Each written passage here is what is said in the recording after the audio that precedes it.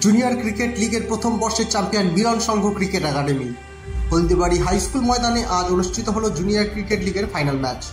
আজকের ম্যাচে মুখোমুখি হয়েছিল হলদিবাড়ি টাউন ক্লাব ওয়ারিয়র বনাম Milan Sangha cricket academy. Haldibari town club warriors এদিন টসে জিতে প্রথমে ব্যাটিং করার সিদ্ধান্ত নেয় এবং নির্ধারিত 30 ওভারে 9 উইকেটের বিনিময়ে তারা 140 রান করে। জবাবে মিলন সংঘ ক্রিকেট একাডেমি 29 ওভার 2 বলে 7 উইকেটের বিনিময়ে 142 রান করে। আজকের ম্যাচের ম্যান অফ দ্য ম্যাচ নির্বাচিত হয় জয়ী দলের অর্ণব মজুমদার। 4 ম্যাচে 160 রান করার দৌলতে টুর্নামেন্টের সেরা ব্যাটসম্যান নির্বাচিত হয় জসবীর সিংহ রায়। 4 ম্যাচে 160 রান ও বল হাতে 11 উইকেট নেওয়ার দৌলতে জসবীর সিংহ রায় ম্যান অফ দ্য সিরিজের খেতাবও জয় করে।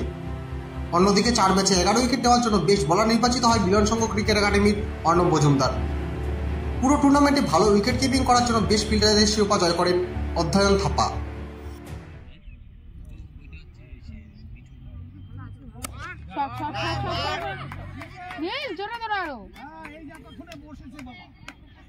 আপনারা দেখছেন নর্থ বেঙ্গল সমাচার, উত্তরের বার্তা, সত্যের পথে।